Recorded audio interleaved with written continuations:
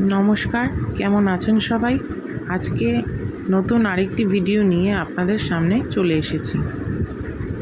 এটি হলো mango lassi. Mango লস্যির জন্য যে উপকরণগুলির প্রয়োজন সেটি হলো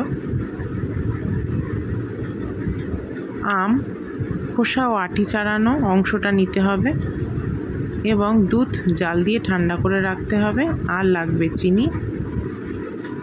এই তিনটি উপকরণ দিয়েই তৈরি হয়ে যায় ম্যাঙ্গো লস্যি। এবার ম্যাঙ্গো লস্যি বানাতে গেলে এর মাপটা আমি হাতা দিয়ে নিয়েছি।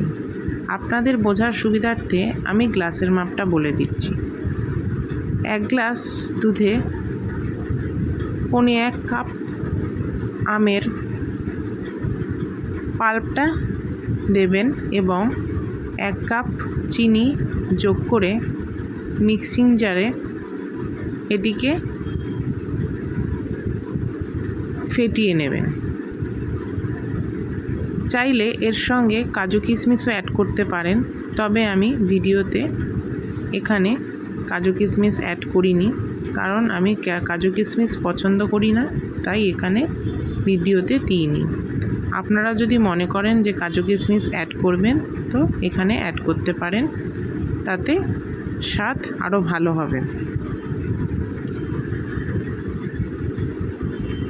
এইভাবে কটি উপাদান যোগ করে মিক্সিং জারে এটিকে গ্রাইন্ড করে নিলেই তৈরি হয়ে যাবে অসাধারণ সুস্বাদু ম্যাঙ্গো লস্যি। তারপর এটিকে গ্লাসে সংগ্রহ করে